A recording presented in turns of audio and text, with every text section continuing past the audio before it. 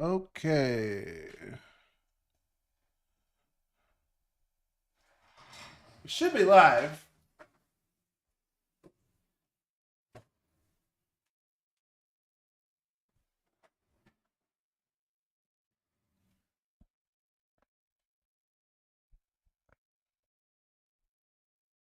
Let me test some things.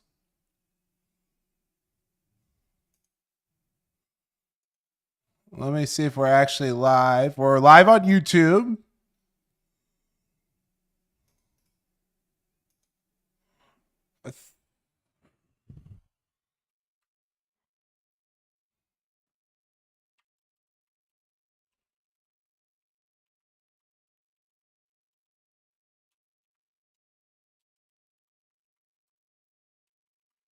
I don't think we're actually live on X.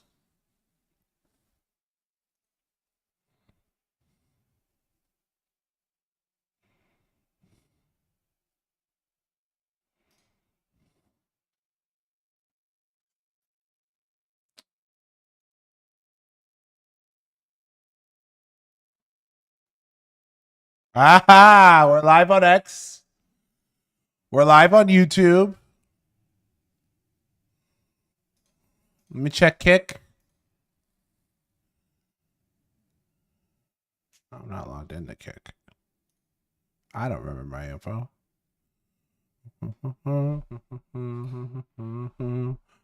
Hold up. We're going through some technical issues. I haven't live streamed in a while.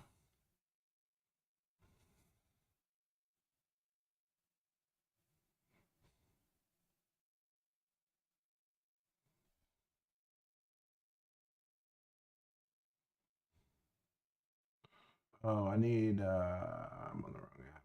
Authy. Yeah, I can make a hands clap.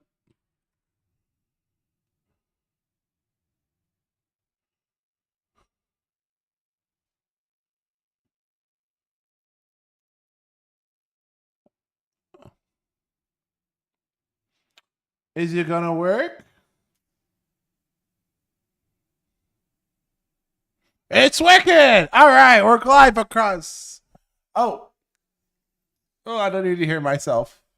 Please no. Please no. Okay, there we go. And you guys can't hear the music, but I can. Wonderful. All right. How's everyone doing? Let me see. I gotta be able to see the chats now.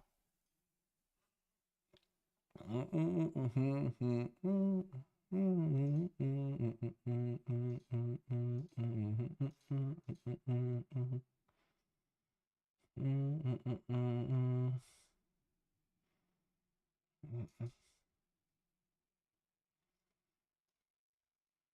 right. Seems like we're live everywhere. So let me go here. I don't even know. And this is my Substack, and we're going here. For those who don't know, this was the analysis I did for predictions of the year. I posted this January 18th. Oh, it's actually pretty late. I forgot I was really late this year. All right, so I had A wave bottom right around near the fourth wave. And I want to bring that up because here, let me turn down this music just a little bit because it's like affecting my thoughts. I wanted to bring that up because we're pretty much nearing that, right? And actually here, this isn't even that chart.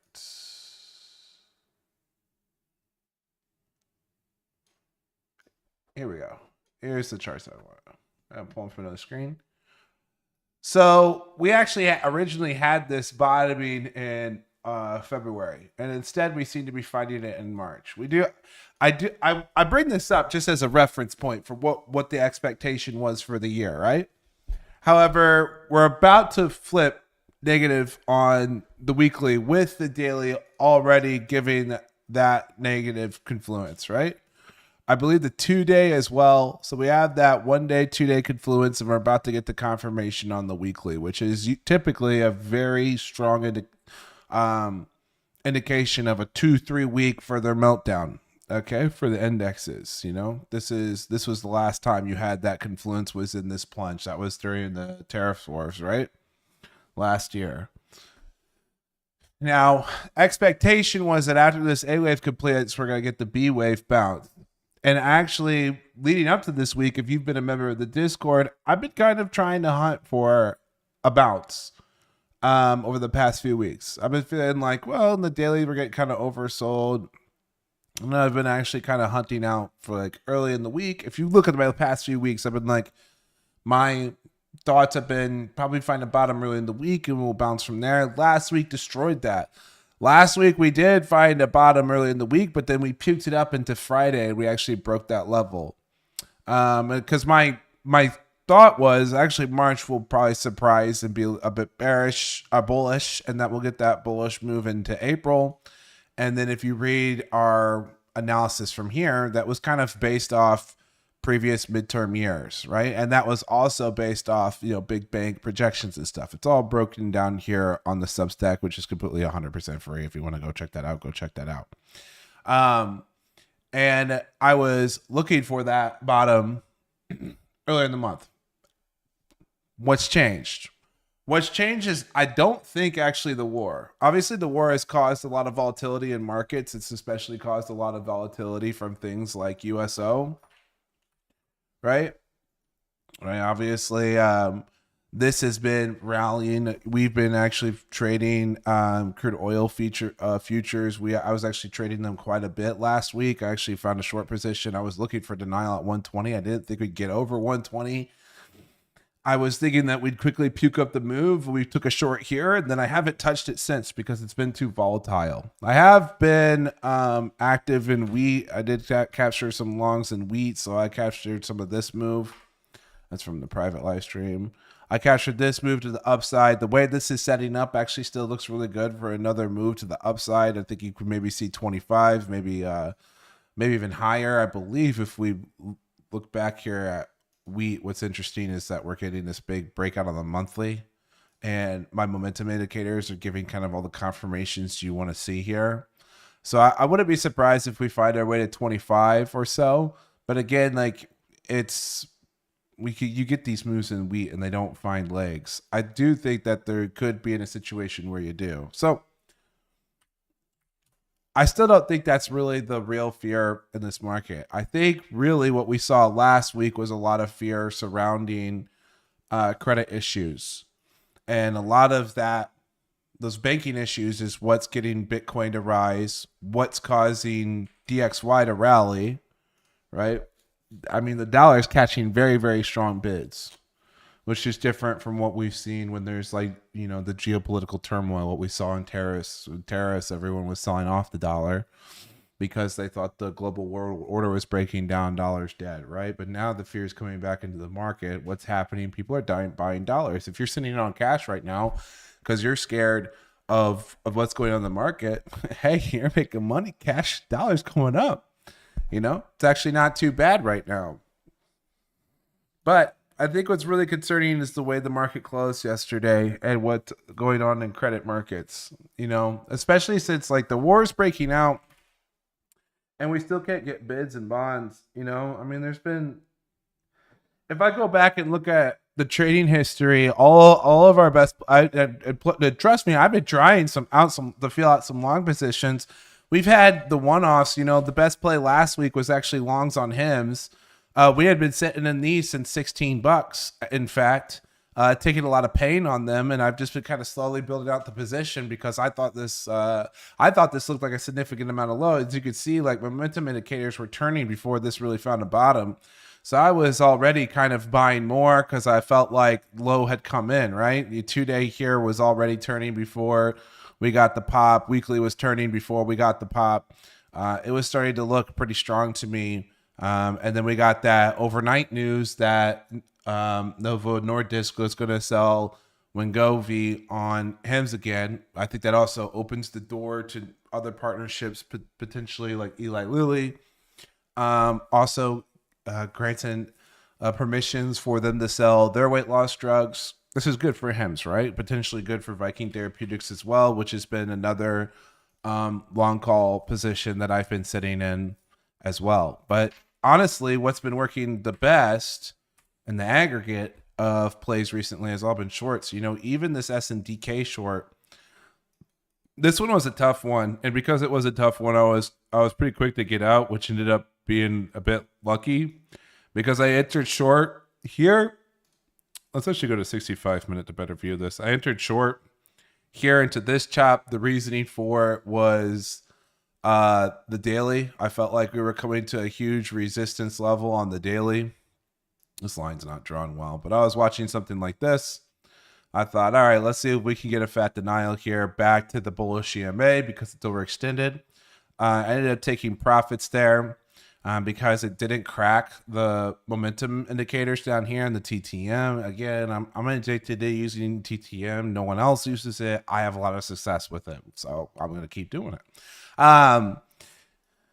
Ended up getting out of that position, but even that one where I was down 35%, but then we got the full puke yesterday, even that played out. And, you know, the other top position from last week was shorting CCJ, you know, and the week before that, even on this bounce, you know, I'm still seeing that the weekly here is rolling over and the 2-day was melting down. So, you know, even into this bounce, through this breakdown level, which is probably set on here, but I think it's a little bit more accurate on the daily here. It's still like a little bit off, but regardless, I thought this was a fake move because of how the 2-day looked. So I went for the short, and this has been a really profitable position.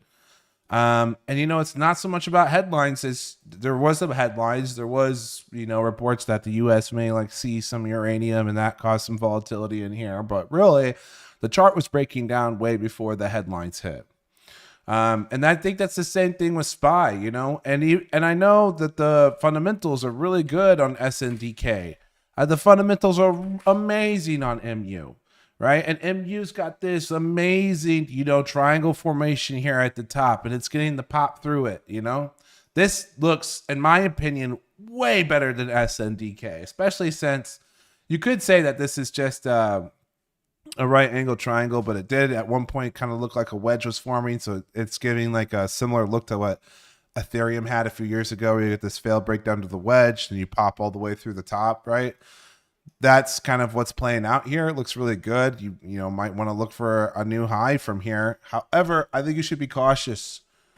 You know, who was it? Dale. Coach Dale was talking about how margin was at an all-time high last week into a market that's kind of like puking, given this. I mean, this is picture perfect rounded top here, and margins at all-time high from dip buyers. If you puke through this low from last week, the waterfall effect you could have from margin calls, people are going to have to sell everything they own, whether they want to or not. And I think that's what you're walking into in this current market environment. And I think people are a little too focused on the war, a little too complacent about what war usually does for markets. Wars don't usually like cause recessions or cause bear markets. It's usually something else, some other event that causes that catastrophe, right? But I think there are significant credit issues. Private markets are struggling. You know, for the first time ever, I think public markets are actually outperforming. Not first time ever, but you're getting this low probability, rare instance where public markets have been outperforming private markets. So, you know, maybe we see a mean revision there, and maybe we actually break below my target here that we had on this chart. You know, maybe we actually break through this the 650 on SPY, and we actually come down to like what is this C set at 611? I think that's because of a fib extension I had. And if we do see that, we're going to have to adjust what the low will be for the year. So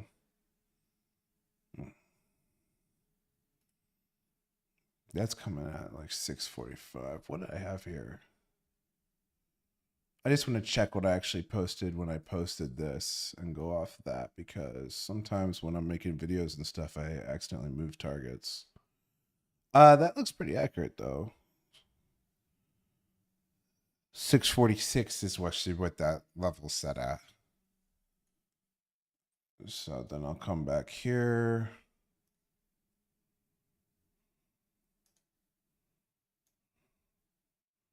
I'll set it to 646. I'm not going to bother getting the pennies right.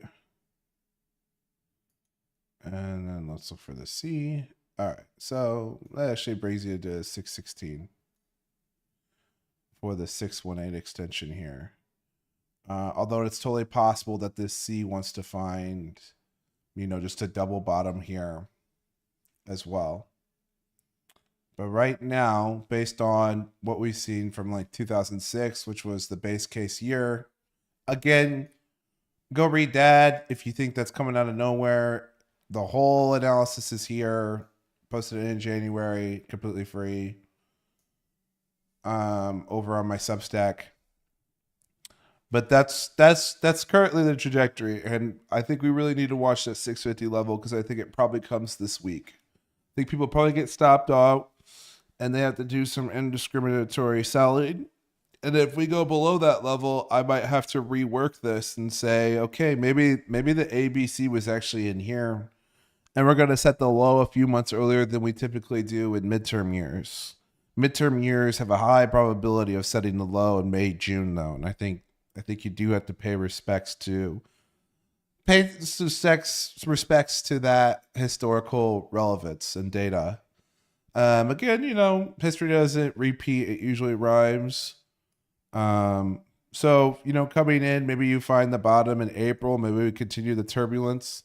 But I mean, the way this is setting up right now, the way we didn't catch a bounce last week, the way that there's no relaxation. Trump keeps making comments that keep rallying the market intraday about, oh, the war is almost over.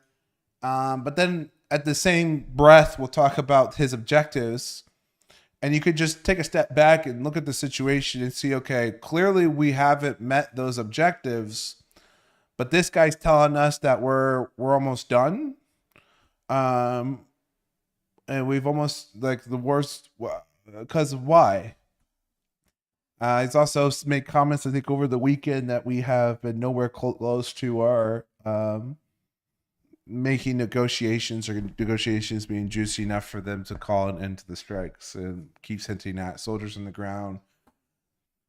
You can have whatever opinion you want over it. There might even be more headlines that I'm not mentioning here. I'm not really looking to do some deep analysis on geopolitics and act like I know what's going on or what's going to happen next. I have, you know, obviously an opinion, but I don't think the opinion's really relevant, because the chart tells a story. Price action is king. The market's going to tell you what's going on, right? You know, no one liked oil stocks this year, even though names like Chevron and stuff, I mean, these are the huge winners. These are why I'm having a pretty good year despite a really tough market. It's because we were really quick to get into these breakouts. CVX, ExxonMobil. I mean, you can't ask for more picture perfect breakouts than these, with amazing follow through.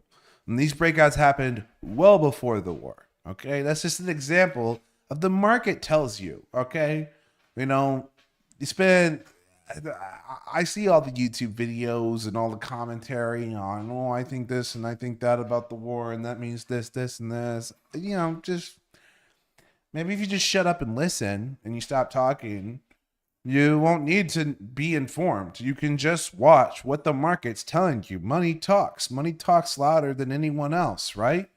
You know?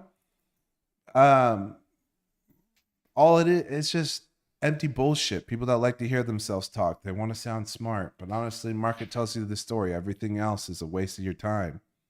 Right? This stuff looks good.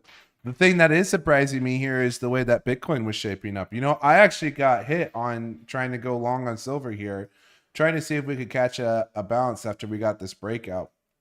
I came in around 77 when this kind of like bounced off this level. I wanted to see if we could get follow through. And then when it I think it was like Thursday. I think I even tried to hold some until Friday, but was forced out when this came cascading down. I was finally forced out of this position. I still don't hate it, by the way. I mean, the daily's breaking down here. You're even losing this bullish support. It's getting really ugly. But despite that, same with gold, by the way. But despite that, Bitcoin's shaping up. So, like on Friday into the close, what I did is I actually went short on SPY and I actually bought some cheap MSTR calls. And I'm already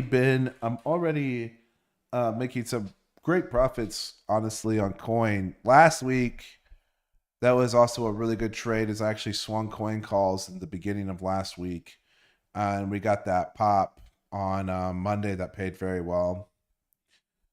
And I think if you could get Bitcoin over 74, this thing can really start to move. You know, that's where you kind of hit this double top here. I will say that, you know, when you creep up to 80, obviously that's where this bearish resistance is. You also have a big trend line up here. So keep an eye on that. However, again, when I look at my momentum, I got my 2-day about to flip. I've already got my daily confirming RSI structure looks healthy. And my weekly is trying to turn here. I wouldn't call this one bullish at all, the way it stands here. And the thing that's still concerning is this, you know, the monthly doesn't get much uglier than this, right? I mean, your monthly is about to turn over. It could fake out and reverse. It would be the first time it's done it when it actually gets this, you know, when it gets nominally negative, to flip out of that. It would be a first, but price action right now looks fine. So I'm in some short-term positions looking to see if we can catch a move to the upside. Overall, you know, I don't think this is where you want to buy dips. I mean, and I'm not even saying that just because I feel that it has not been working. What's paying me is short and stuff. There's a few other exceptions that paid well to the upside, or scalps I've taken to the upside, or futures I've taken to the upside. But overall, I mean, especially like, I'm pretty sure I even have some long TLT calls right now. Yeah, I got a really small position for some July calls on TLT. They're down 42% here. Not working at all. Getting absolutely bodied and rinsed in this market. Now, maybe if DXY takes a puke, I'm actually going to average into that swing position. And then we can actually look at the daily here. By the way, if anyone has any charts that want me to look at, I haven't been watching the chat, but I can keep an eye on it. If there is anyone that wants me to look at a chart, I don't see anything right now.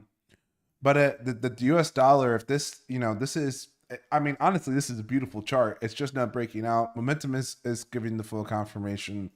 So, I mean, I don't think, I mean, 2-day looks great as well. Monthly turning, weekly turning, nothing here says it's time to get short. Maybe you get another back test of 100. But this looks like it's going higher. If this did surprise and actually puke, maybe then we could get a bounce out of bonds. But I mean, this chart just looks completely dead in the water to me. You know, the weekly was starting to turn and the momentum killed it. I'm going to leave that small position on just because it's small and it's got plenty of time. And I kind of see it as like a insurance risk against, I don't know, something off the wall that blows all my theories out of the water. But I'm keeping it on mostly because that money is pretty insignificant, you know? So I'll frequently do that with, you know, low conviction swing ideas. I'll start out a real small position, see if it gets any traction or attention, or if it starts to pan out. Because I'll kind of get some weak signals. There were some weak long signals here last month. And so I gave it a shot, but ended up puking it all up. And if you can't get a VBID because of a war, along with recession expectations climbing like 15% over the last 2 weeks, if you look at the betting markets, you still can't get bid on TLT. It's still low, by the way. I think it's at like 36% chance of a recession starting this year. If those aren't giving you any sort of significant bounce, mean, what's it gonna take? This stuff's dead in the water. And one of our analysts at NBT thinks it could blow over if oil could puke, because you kind of have a similar setup to 2022, where we do have this rising recession expectations, but inflation is persistent. And I think a lot of that could stand out in a lot of people's minds, because 2022 was when it became clear that the 40-60 portfolio, traditional portfolio, which is 60% equities, 40% bonds, became completely invalidated.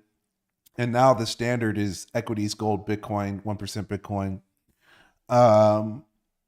Just died, and it still looks like it's completely dead, which you got to understand. I mean, that worked for decades.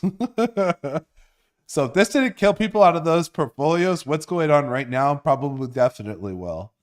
Because this is just brutal. I mean, across sectors, asset classes, everything kind of getting cut up. Literally, the only thing that's really catching bids in a significant way is a few healthcare names, and then the memory stocks. Like MU still looks really good, but I just can't buy it here where it's sitting. Intraday, I think it might be fine. I mean, even look at this 2-day, man. That 2-day chart has to do a lot of work still. Like a lot of work still. Like maybe this line needs to actually even be drawn like this, and we need to say, hey, you're still need another candle confirmation over that. My line might have been poorly drawn there, because that's kind of how this looks right now. Like maybe we're going to get a fake out, and then we're just going to fail and roll over. That's kind of what the momentum tells me. And what's going to cause that? Is it going to be because something bad happens with MU? No, it's going to be because you're going to get these margin calls. If you clap the whole market, people are going to have to sell things they don't want to sell. It's going to be very agnostic selling, broadly across markets. I mean, that's what crashes are. People are forced out of positions they like, because they have to cover all the margin that they have on.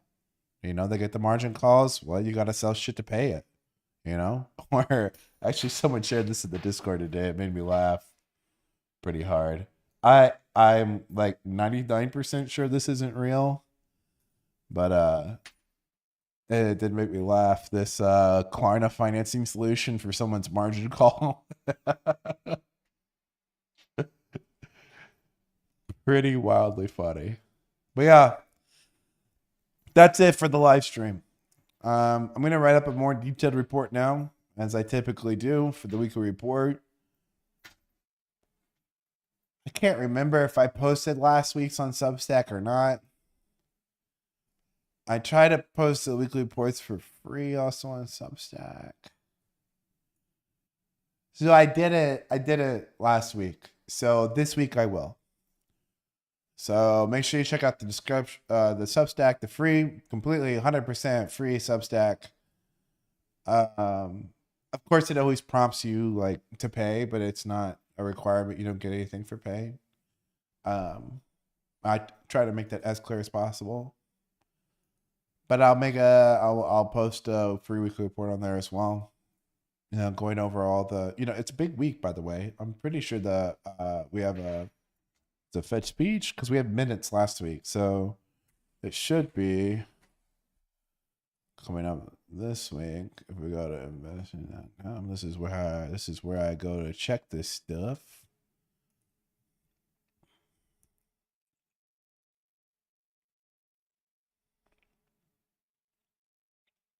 Yeah, so we have the FOMC economic projection statement press conference this week. It's going to be a big week. Big week. Monday and Tuesday are going to be probably headline driven. Comments from Trump. Everyone's futures are open right now.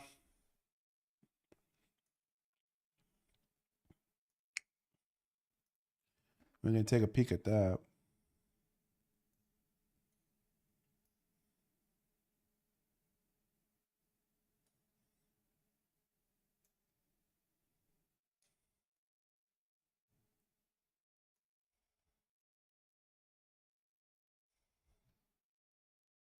I tried to buy the dip, but puked it right up.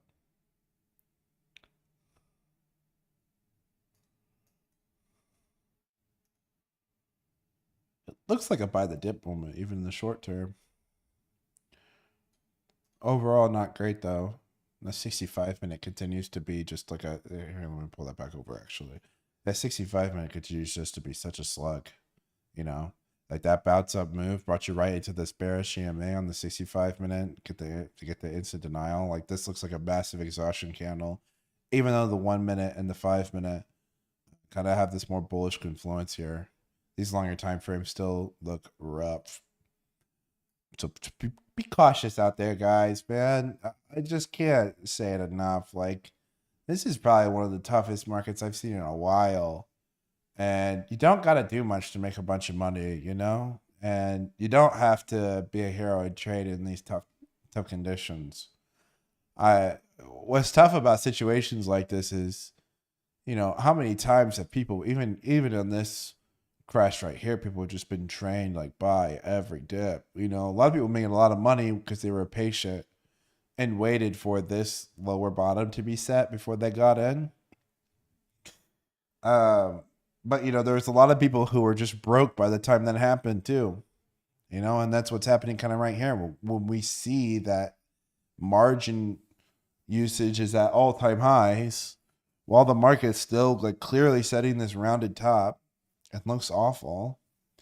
Or even just in this turbulence, you know, even for, and let me be clear, like, you know, I'm not talking here like, oh, my predictions were perfect. Look, you know, not at all. I did not expect this level of I did not expect this level of chop and persistence, or for this to even take as long as it is. You know, my A wave was supposed to bottom in February. And the past few weeks, I've been looking for I've been kind of hunting for a low to be set early in the week, just based on my time frame. I didn't expect it to extend the way it did. So be it, you know. You gotta adjust on the fly to what you see on the chart. I'm still using the framework because I think it's still disvalued. I think the time frame was just a little bit off. But watch that this week, man. That 647, 646, you know, 650 big psychological level. Obviously, you know, be mindful that, you know, right at that 650, you could see some buyers step in. But I wouldn't be surprised if you kind of just plunge right through it and then find that bottom at 647. That's where those fibs align on multiple time frames, which is how you set up the Elliott wave analysis when you're looking for these corrective patterns. Because I think that's going to be a big target. That's all I got, though. If you guys enjoyed, I'll be live streaming more. The point of this stream was to just kind of test equipment because I haven't done it for a while. Nor do I have all the equipment I want to have. I'm actually buying a actual cam. Like I use a webcam, but I bought an actual webcam or camera, a 4K Sony EVZ something 10, whatever the hell it is. I had to have a photographer tell me what to buy, but that's why that looks blurry. But it won't in future videos, and then we'll get back on the content grind with some really big announcements coming soon. But not yet. New website. I guess I'll say new website. Big, massive, beautiful new website, which still has a free course, by the way. And it'll be down here and there while we are working on the back end. So if we get kicked out, I'll apologize now for that. But it's because we're making cool stuff. Yeah, that's all I got. God bless, guys. All right, be cautious this week. I understand this shit looks bearish. It's all get out, man. You know, you don't gotta be a hero. You know, you can wait for that bounce confirmation. You know, you can wait for that higher low to set before you come in and buy. You know, you're really not seeing that in this pattern. Okay? Higher highs by the end of the year still. That's what we'll end on. God bless, Godspeed.